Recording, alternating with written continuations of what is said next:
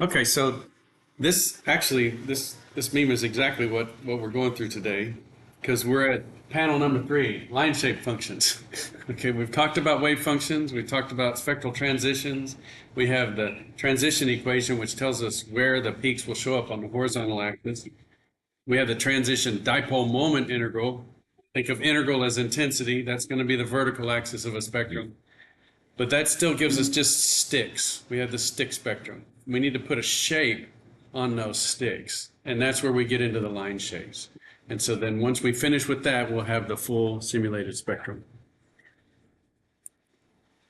And so today we're going to talk about spectral simulation in Excel. Now, spectral simulation is typically something we will do if we have a Gaussian calculation and we can take the frequencies out of that Gaussian calculation, put them in the spreadsheet, and then put a line shape on them. So then we can get an overall spectrum. Gaussian just gives us the intensity and the transition wavelength or the transition energy. So we just get a stick spectrum out of Gaussian. So this is today is how you turn that into a simulated spectrum that looks realistic. So we're going to expand that process, though, beyond Gaussian. We're going to go back and apply it to the particle in a box today. So we're going back to the full Schrodinger equation, the wave functions and everything. And so I think this is probably the last time we go all the way back to the beginning, because this is from the wave function all the way to the simulated spectrum, all in one spreadsheet. It's kind of related to this week's lab. Y'all are going to be doing it with 10 points across the box. This one has 100. This is the HD workbook that we're talking about. And so you'll see pretty much the process of this week's lab, but in high definition in today's lecture. So we start with the Schrodinger equation. We have the wave functions. We use the Schrodinger equation to get the energy equation. Then we use the transition moment integral to get the intensities. We use X, Y, or Z polarized light for absorption or emission. So when we're getting into symmetry, we'll use those X, Y, and Z rows on the character table to know which light is being absorbed and determine the selection rules that way. If we're doing Rayleigh or Raman scattering, we use the second order polynomials, the X squared, the XY, the YZ. And then that will give us our selection rules. And then we can determine the transition equation. We take all the differences in the energy levels and determine whether it's delta N plus or minus 3 or plus or minus 5, or for Raman plus or minus 2 and 4, or for Rayleigh scattering plus or minus 0. It's just up and down, in and out, elastic scattering of the photon bouncing off of whatever system you're interacting with. We'll have to take into account the Boltzmann distribution of those energy levels as a function of temperature. And then today is the main thing. We're going to put a line shape on that. So we have this stick, we have this transition, but as our monochromator gets close to that transition, it's not perfectly resolved. Like it's not 0 all the way up to that transition wavelength and then like a huge intensity and then drops back to 0. That would be an infinitely narrow peak, but our spectrometers aren't perfect. Molecules are moving around. So we have Doppler effects, we have all kinds of effects that will give us a shape to that line. So as we get close to a transition, we start to see some light missing. We start to see some absorption from that transition as we get close. So the signal will go up, we'll get more and more absorption, it'll max out right at that transition wavelength, and then it'll drop back down. So what is the shape of that curve? That's what we're talking about today. So let's just go through all of these pieces though quickly. So a lot of this today, just sort of sit back and watch the process go. Okay, so it's really a lot of review of what we've done so far, but I'm using Excel. Remember, we had the Goldilocks. We had that by hand, which was really cumbersome, and we had symmetry, which gave us only 0 and non-zero for our intensities, and now we're in the numerical methods. And so this is a full numerical analysis of what we've been doing since day 1 in this course.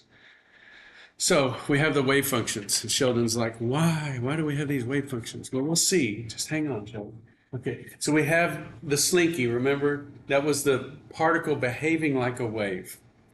Now, where's the electron in this? It's in the whole area, okay? If we wanted to get the probability of where the electron was, we could square the wave functions, and that would be the probability distribution. How do we know that? It's a postulate. It's an axiom. We can't prove that. That's our starting point. So if you wonder still, why we're describing an electron particle, which in your mind is like a discrete thing. It's located at -2 on the x-axis. You've got to kind of knock that out of your head.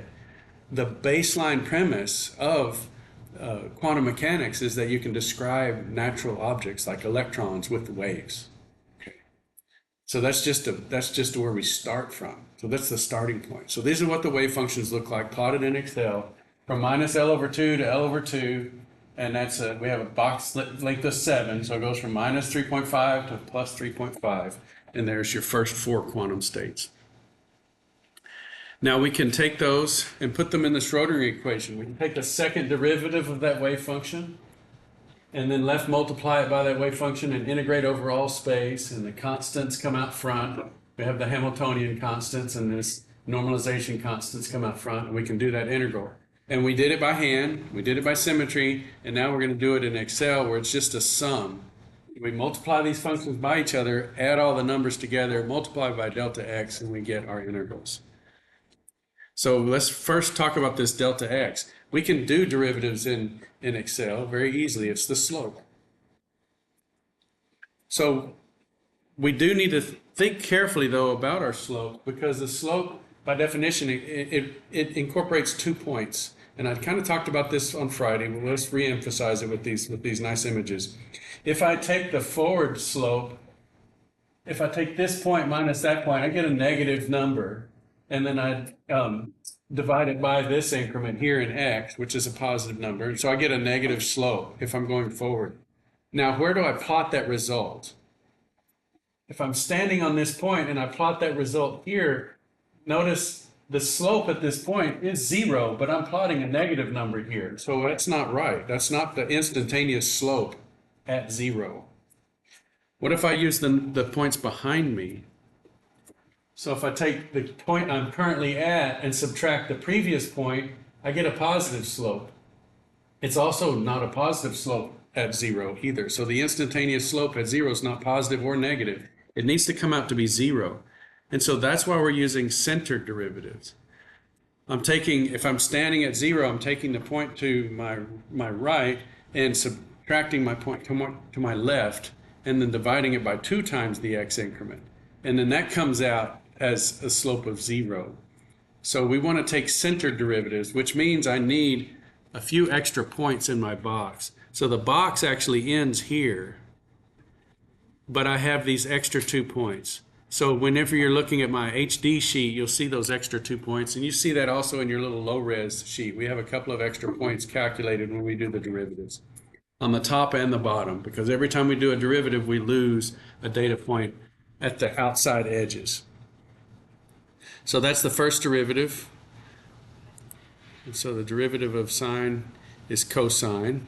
And so here's our psi prime, prime indicating that we've taken the derivative of our wave function. So if you think about the sine function, let's go back to the sine function.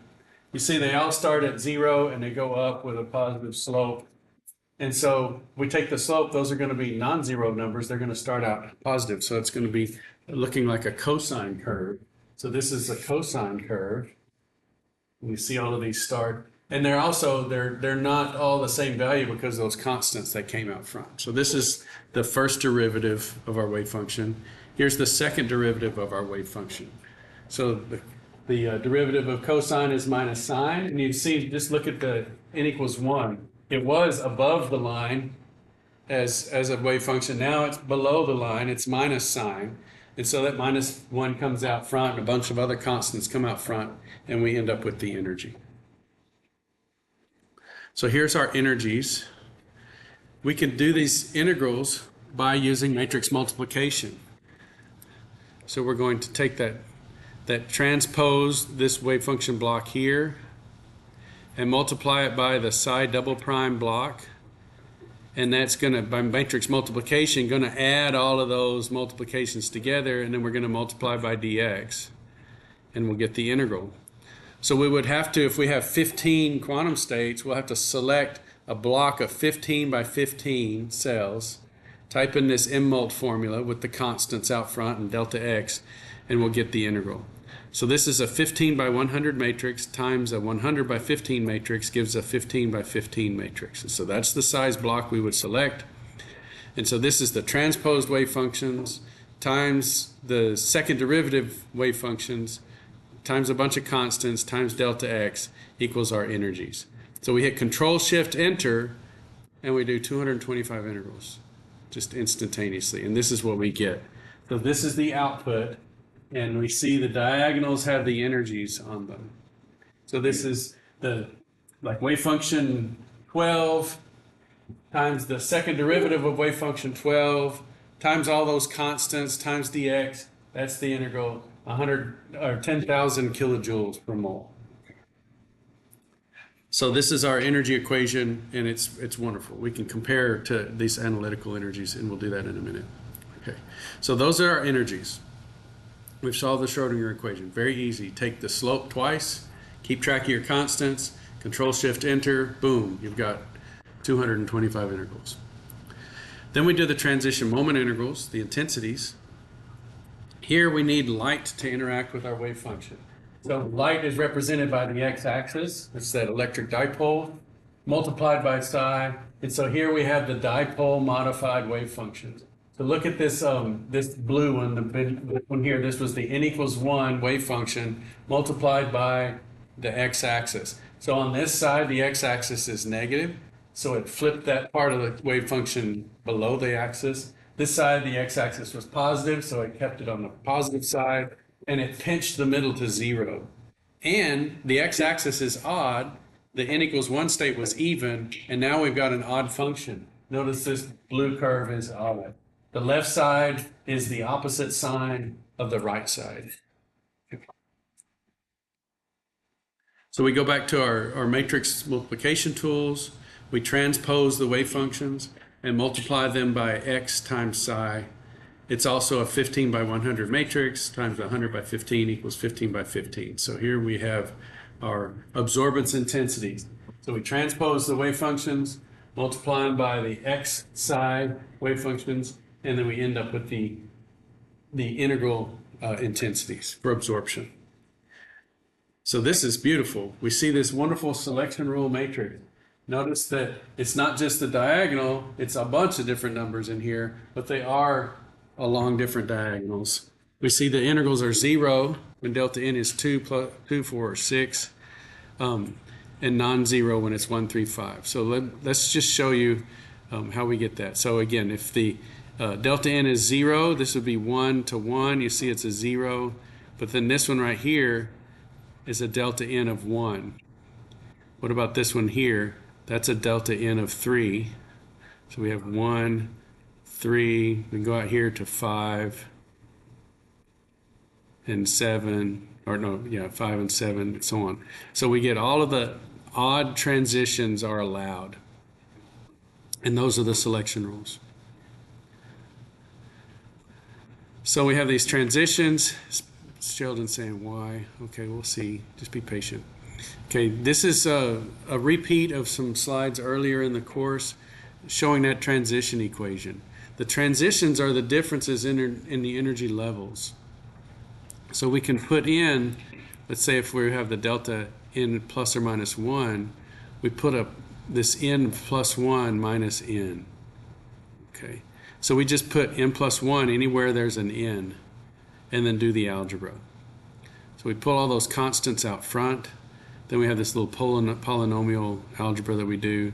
We have the n plus 1 squared. And so we do the first, outside, inside, last. You remember FOIL from back in the day, high school algebra. Then we have the n squareds cancel. We have this 2n plus 1 here in the middle.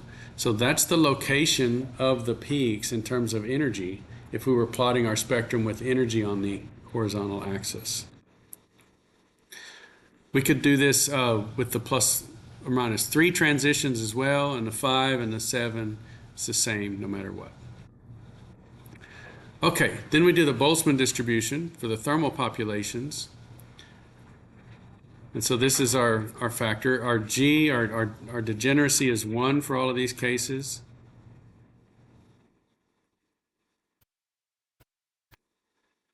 So we don't have to worry about it. Gn is 1. Then we have everything relative to the ground state divided by kT. So this is the first time temperature shows up.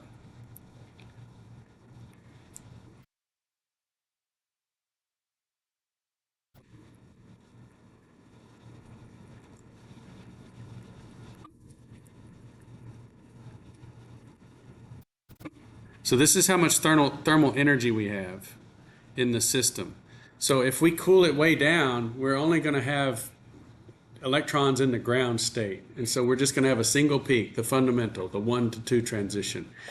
For us to have an interesting spectrum, we need it really hot. So we have lots of electrons in the second, third, fourth, fifth, up to the 15th vibration or state in the particle in a box. So this is our Boltzmann factor. Now notice they max out at 1. So this is if the probability of being in the ground state is 1, then these are relative probabilities. So there's a 95% chance of being in the second excited state if the ground state is 1. So there's 95% of that probability of being in the first excited state. Then the second excited state is 87%, 77 for the fourth, or for the third, I'm sorry, and then 65% for the fourth, and so on. So those are your relative probabilities. Now, if you were to add all of them up, they add up to way greater than 1. So they're not normalized. The way you would do this in thermodynamics is you would then take the sum of all of those Boltzmann's factors and divide each individual one by the sum. So then you get the normalized probabilities. But we're not going to do that. We're going to do that in the second semester if you stay with me. Okay. And so now we can create a stick spectrum. We have the energy here, and we have the intensities here. So those two red blocks, if we plot those, we end up with the stick spectrum. And you've already interpreted some of these on the exams. We have the fundamental.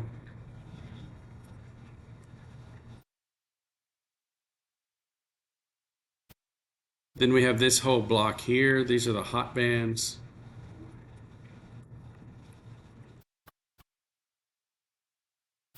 And I know you've had a test on this, but I'm just reinforcing it for you. This is the first overtone.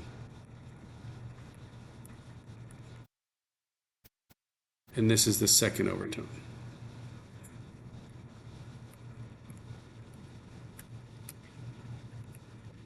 This one is jumping delta N equals +3, and this is delta N equals +5.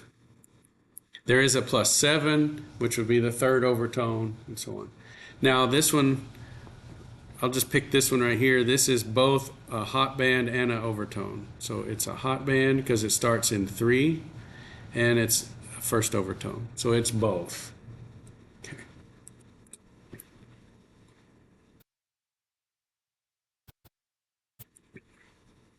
Okay, we could plot this by wavelength too. So if we convert those energies here, so these energies right here go into the denominator and solve for the wavelength, then we can plot these by wavelength.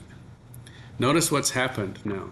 They've all flipped because energy and wavelength are inversely proportional. So this is the 1 to 2 transition and the 2 to 3, etc. So this one is the fundamental.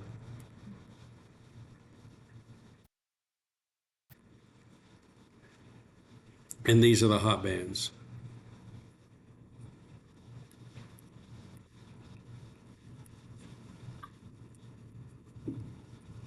And then you have the overtones all crammed down here, first and second overtones.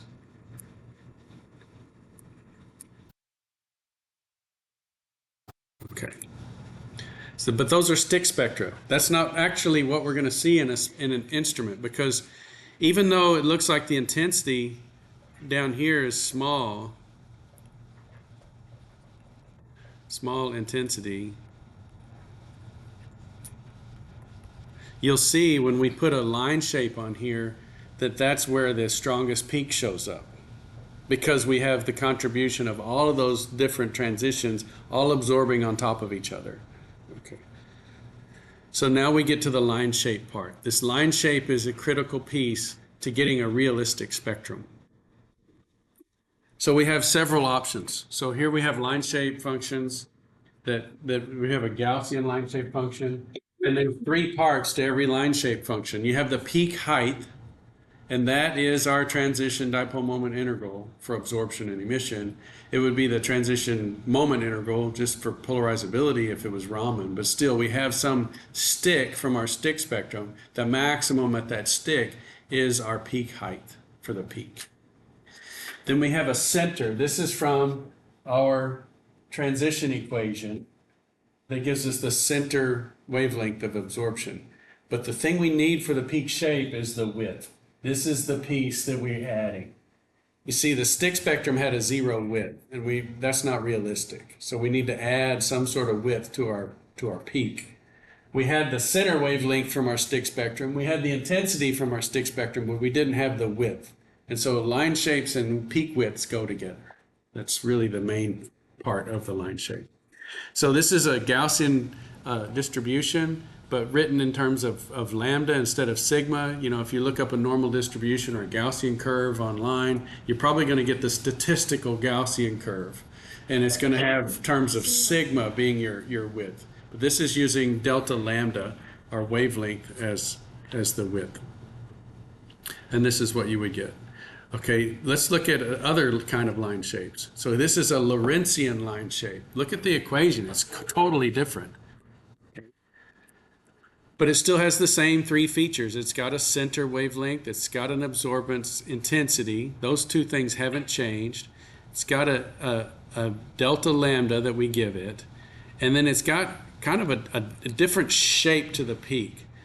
So I'm going to bounce back and forth between the Gaussian and the Lorentzian. So this is the Gaussian, and this is the Lorentzian. Okay. Look at how it goes to 0 down at the bottom. So this is Gaussian, this is Lorentzian. Notice the Lorentzian doesn't go all the way to 0 very fast. It's got big feet. Okay, that's if you think of a person with his feet sticking out like sideways. The Lorentzian has huge feet. Okay, they go to 0 very slowly. Here's the Gaussian. See how it goes all the way to 0 before it hits 700 nanometers. And here they're at the same 550 center wavelength and the same intensity, but yet the Lorentzian still has some intensity here at 700. Now the Lorentzian line shape is what we would see if we had a really expensive spectrometer and a gas phase sample, and we were able to get what's called the natural line shape.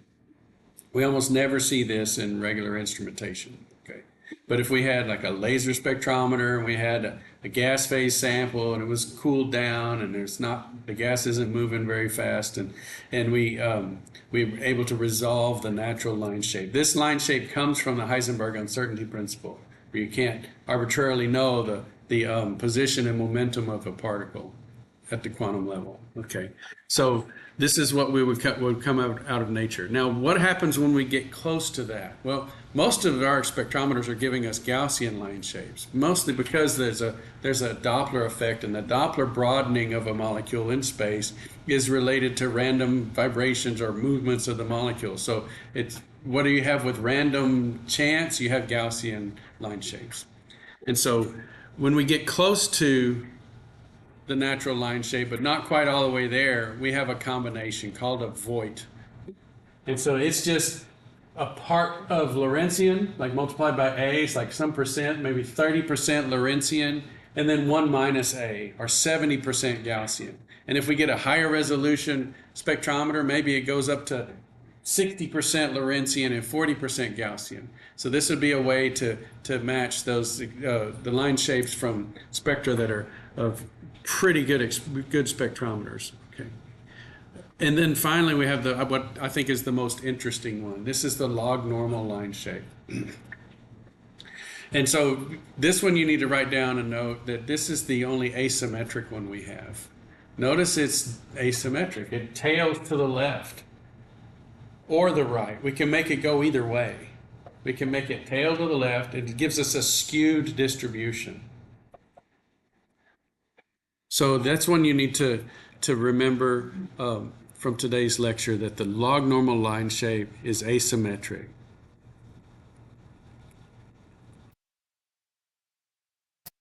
And it has this asymmetry parameter right here.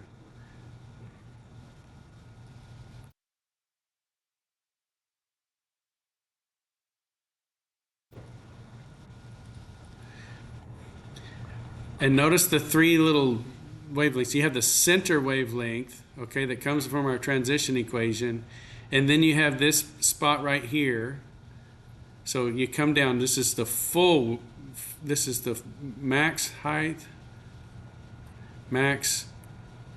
or max intensity. So then here's halfway. So half height, HALF, HEIGHT. So half height. At half of the height of the peak, you come up and you find where that line hits the curve, and you come down here, and so that's your wavelength on the high side. And then at half height, you go to the low end of the curve, find where it hits at half height, come down, and that's the wavelength on the low side. Do you see how we get the high and the low? We come down halfway, and then we go out, and where it hits the curve, then we come down to the x-axis or the horizontal axis and look at the wavelengths there. And so now we can see how we calculate this asymmetry parameter. We have the high side minus the center divided by the center minus the low side. So it's this piece right here divided by this piece. So this piece over here on the high side is small compared to the other. So this one is rho less than 1. If we had a rho greater than 1, let me try to draw that. It would look like this. You'd have a peak that was steep on this side and tailed that way.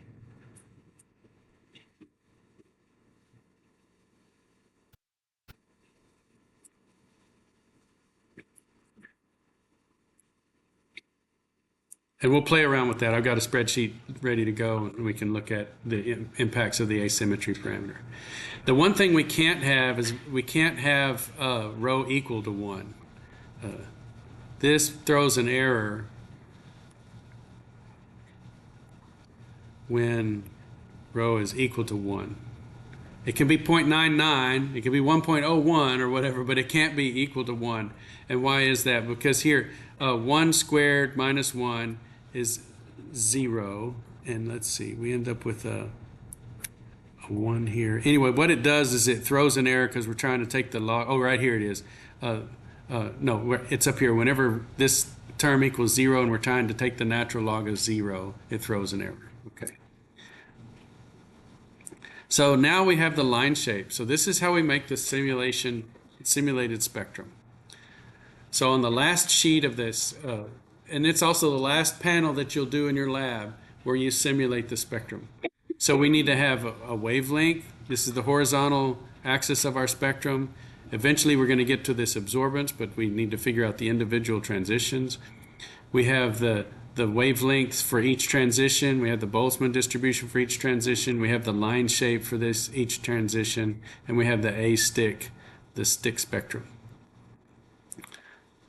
So this is the peak height, the peak center, and the wavelength values, and then we have that delta lambda, which is the peak width, and we have the Gaussian line shape. So for each one of these transitions, like the fundamental, the 1 to 2, we have a Gaussian line shape for the 1 to 2 transition. And then we have another one for the 2 to 3. See, we have a different peak center, a different peak height. We have the same width, because the width is really a function of our spectrometer. All of our molecules are in the same spectrometer, so we pick a width for our spectrometer, and then we get a spectrum, high resolution or low resolution. Then the transition 3 to 4 also has its own line shape, and it's at a different center, and it has a different height, okay, but the same width. Okay. And we add all of these up. So these are all of our individual transitions. And then this absorbance is the total signal added across all of them at that wavelength. So this is really like a spectrum experiment. We scan the monochromator across, and at this wavelength, it gets the total signal from all of the transitions. And then we go to the next wavelength, and it gets the total signal across all.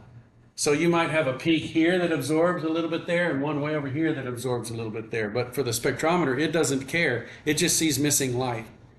It doesn't know which transition it came from. It's just at a particular wavelength, it sums up all of the light that's absorbed by all the different transitions in the molecule. So we're able to do in Excel exactly what our box is doing in the lab.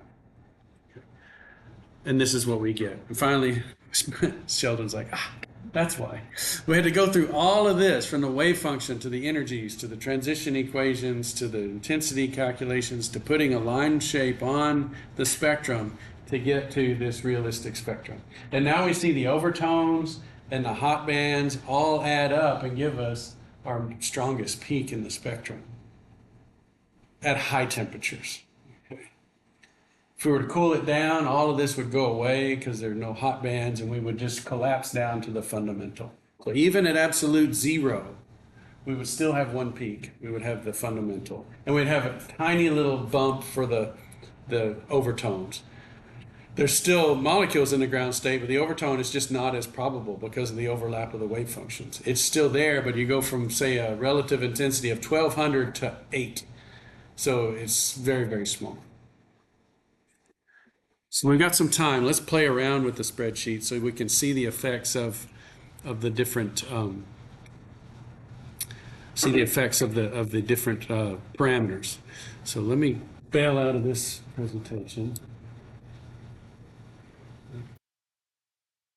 All right. Swap this over.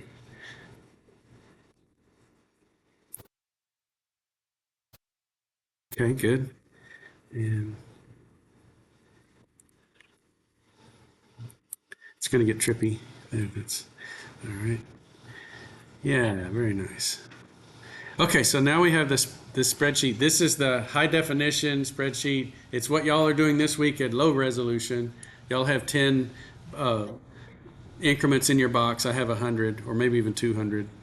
So let's go through it. So this is the control page. This is where I set the box length, like 7, the mass of the electron, the temperature.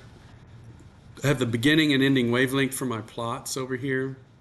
And then I have the spectral line width and the asymmetry parameter. So these are all of the pieces that will control everything in this spectrum. So let's go through. Here's our wave functions. Let's see how many. Yeah, it looks like I have 100 increments in my box, plus the 2 on the outside of the box. Okay. So there's my wave functions. Here's my wave function, and I plotted x, the x-axis for light. So you can see that x is an odd function. My n equals 1 is an even function. N equals 2 is an odd function. So here's the Kronecker delta. This is showing that my wave functions are orthonormal. You see on the diagonal I have 1s, and on the off diagonals I have 0s. So this is wave function 1 times wave function 1 integrated over all space, and I get 1. So that's good. Then I have my derivatives, my signs. You can see it's a very simple formula. Can you see that? It's probably small if you get in the back. Then I have the second derivative, and then I have my Schrodinger equation. Then I have light interacting with the wave functions, and here's the transition moment integrals. And you can see the selection rules. And then here's my Gaussian line shapes, just like I showed you in the notes. Here's the Lorentzian line shape, and here's the log normal. So I put all of these 3 plots on the front page, so now we can play with it. First of all, let's look at the analytical and numerical solutions. They're pretty close at n equals 1. The error is 0.03%, so really, really low error. But look, as we get up to, the 10th quantum state, now I'm getting to 3% error. If I get to the 15th quantum state, I have 7% error. You guys have substantially more error in yours because you have only 10 increments in your box. And we're drawing those rectangles, and the triangles are missing from those rectangles. Okay, so let's see. Can you write out the energy equation in your notes? E equals... It might be right in front of you right there. E equals n squared h squared over what? 8 ml squared. Okay, so m, where is m in that equation? It's in the denominator. So if I make m smaller, so I've got an electron, I'm going to find a puny little electron. One, instead of that's 9 times 10 to the minus 31 kilograms, I'm going to make it 8. So I'm going to make it smaller. So if I make the denominator smaller, what happens to the energy levels? They should move apart. If they move apart, what does the difference between them do? It gets bigger. And if I have a bigger energy difference, what happens to the wavelength? So we have to take 3 steps here. What happens to the wavelength of that difference? If the energy difference gets bigger, wavelength is inversely proportional to that. So the wavelength should get smaller. So if I make it a smaller mass, my peaks should blue shift. They should go to smaller wavelengths. So let's do that. Let's take this and make it 8 times 10 to the minus 31. 8e minus 31. Watch the wavelength over here. See, pick this one right here. Okay, everybody watch that peak when I hit enter. Hey! So that's the spectrum of a light electron. Okay, I could put a proton in there, but that's changing it by almost 2,000. Yeah, and so it would just totally, the spectrum would change so much that you wouldn't be able to keep track of what just happened. Okay, so we'll hit undo. So we'll go from 8 back to 9. Look at the green peak. Boop, redshift. So we get a bigger mass. The peaks go towards the red. Okay. Energy levels crash down. Their differences get smaller, and so since they get smaller, the wavelength gets longer. Okay. All right. Let's look at the spectral line width here. Oh, no, let's do the box. Okay. So where's the box in the energy equation? In the denominator, and it's L squared. Okay. Let's make this 9 first. Okay. So we had 9. Okay. And now let's make it 8. So just like the electron, we went from 9 to 8. Okay. So now our box is going to go from 9 to 8.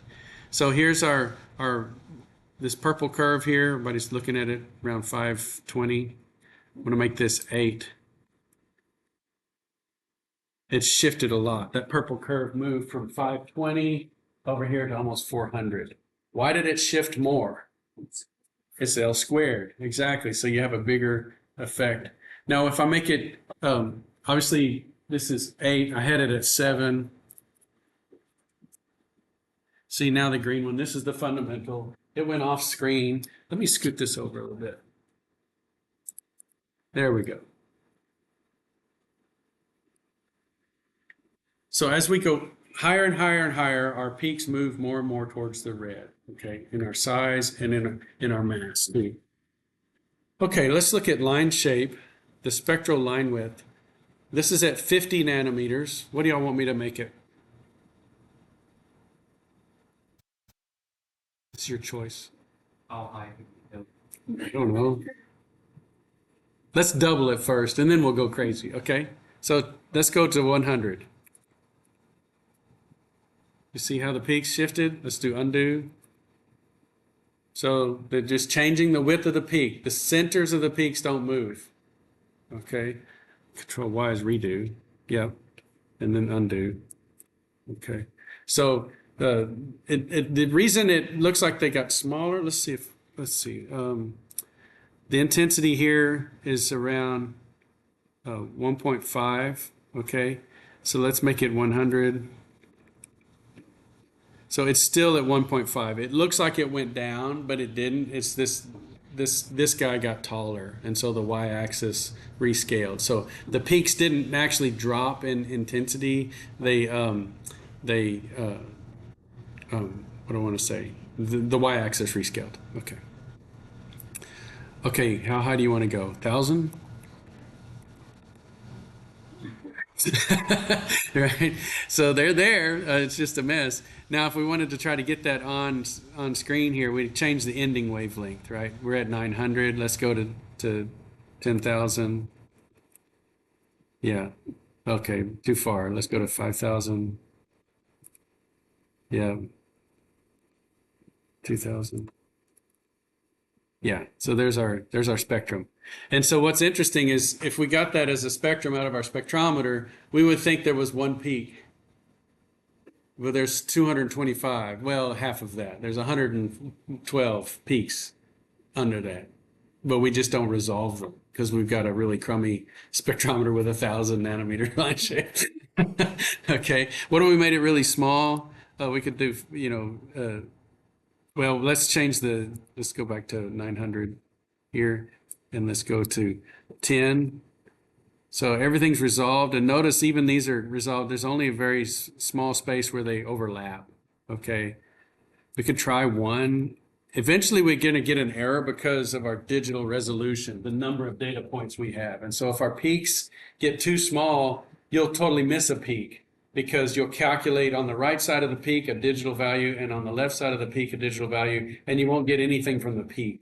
So that's a rare situation, but sometimes your digital resolution and your peaks will interact. Sometimes if you're doing atomic spectroscopy and you have a spectrometer with a crummy detector, like a diode array that doesn't have enough pixels.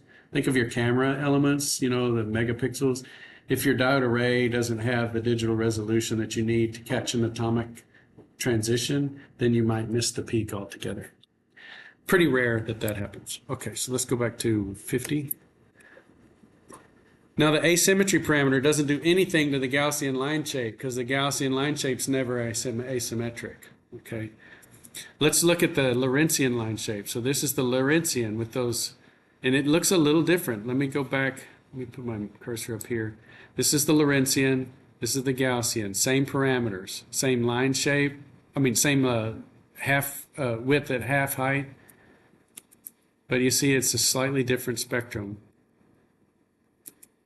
Now let's go to the log normal.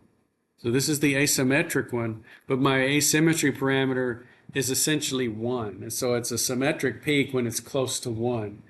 Do you want me to go greater than 1 or less than 1 first? What's that?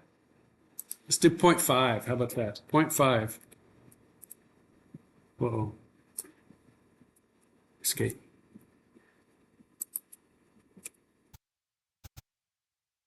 Okay. See how they're tailing to the smaller wavelength side? Okay. Let's go to 100 peak shape. There we go. So that's a peak with the 0.5. So that means that this side here is half of that side. That's what the 0.5 says. So the big number side is 1/2 of the small number side. So if we want to take that same shape but just flip it, we would do a 2. So let's take a line shape of 2. So now the big number side is twice the small number side. That's what the asymmetry parameter tells you. The big number side divided by the small number side. Okay.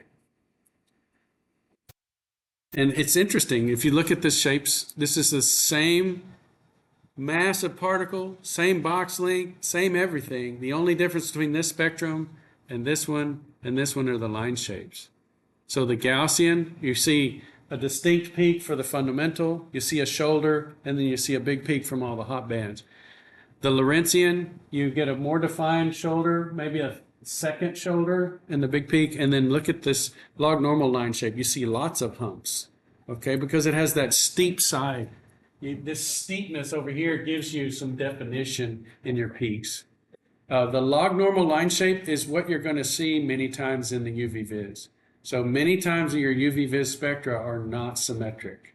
Okay, so if you go in and you put a solution in a cuvette, go get a UV vis spectrum of it, you're going to get something that looks like this. It's important if you're going to try to find the center of these peaks. A lot of times in UV vis, we want to pick the peak maximum. And that might be okay for this one. But sometimes, like when you get over here, this peak maximum right here doesn't really line up with the maximum of that shoulder. Okay? And so what we would have to do is this thing in reverse. We would take our total spectrum and we would draw with Excel. We would pick a peak center, a height, and a width underneath this curve. And we would take the differences from our experimental curve to this black curve, and we would move the peaks around, change their widths until the differences were minimal. And so what we've done is we've taken an experimental spectrum and pulled out the individual peaks. and that's called deconvolution. What our spreadsheet is doing is convolution. We're taking a stick spectrum and we're convolving. We're putting a function on top of each of those sticks, and that's called convolution. If we take an experimental spectrum and pull those individual transitions out, that's deconvolution. And so you see that in highly detailed spectroscopic studies. Anything else we can play with? Temperature. We haven't played with temperature. So we're at 500,000, mainly because we have such a small box and the energy levels are so far away. And I wanted to have visible transitions, things in the 400 to 700 nanometer range. So that's why I chose all these small boxes. But that meant that we had to really heat that electron up to get some hot bands. If we put in 298 room temperature, that's it. No hot bands. So that's pretty cool too. We can see the effect on temperature on the system. Did it shift the peak left and right? No. Look at the energy equation. There's no T. There's no temperature in the energy equation. Did it change the width of the peaks? No. That has nothing to do with the spectrometer. Okay? So it didn't change the widths of the peaks. It just got rid of all the hot bands. And it doesn't matter if it's the what line shape it is. There's the Gaussian, there's the Lorentzian, there's the log normal. The temperature just gets rid of the hot bands. We could go up to 5,000, and we really don't see much. Okay. If we go to 50,000, now we start to see some hot bands. Okay. So that's the log normal, that's the Lorentzian, that's the Gaussian. That's why we went up to 500,000. Okay. Or even 750. Yeah. So that's all I can think of in terms of teaching you spectroscopy. We start with the wave function, the very axioms of quantum mechanics, and now we're at a simulated spectrum that reacts to temperature, reacts to the size of the system, reacts to the mass of the particle, and takes into account the spectrometer properties to give us the different line shapes. So good job for hanging with me for this. We did all this in a month, pretty fast. Now we get to apply it. So we're not going to do the wave function stuff anymore. We're just going to go really to the simulated spectrum and compare that to experimental spectra. So we'll take Gaussian calculations, put line shapes on them, compare them to experimental spectra. And we'll interpret the physical parameters. So we pick the peaks in an experimental spectrum and see what that tells us about the bond length of a molecule, about the mass of the molecule, the vibrational frequencies of the molecule. So from this point forward, we'll do spectral interpretation, but we need to know the theory behind it all. So see you next time.